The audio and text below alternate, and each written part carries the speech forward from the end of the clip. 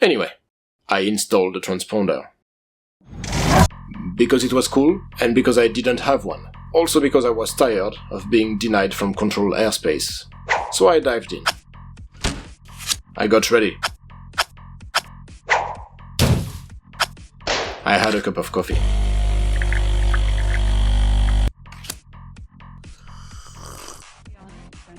I unpacked everything. Spread it all around. That was cool. I read the manual and reread the manual. I had tried to take the dashboard apart, but dropped the camera. It pissed me off. I restored the camera and removed the panel, and then I got scared. There were cables, loads of cables, everywhere. So I had another cup of coffee and starting drilling holes.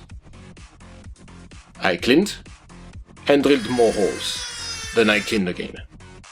It was taking too long and I got fed up. So I started welding and stripping cables and welding again.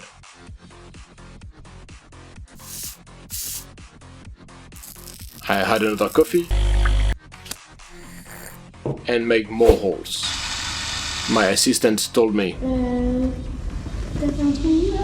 I've been thinking. I replied. Je peux faire un trou au bon endroit, c'est ça? Frustrated, I drilled even more. And then it was finished. I plugged in everything, turned it on. It was working. Then I closed the panel. It was still working. So I had yet another cup of coffee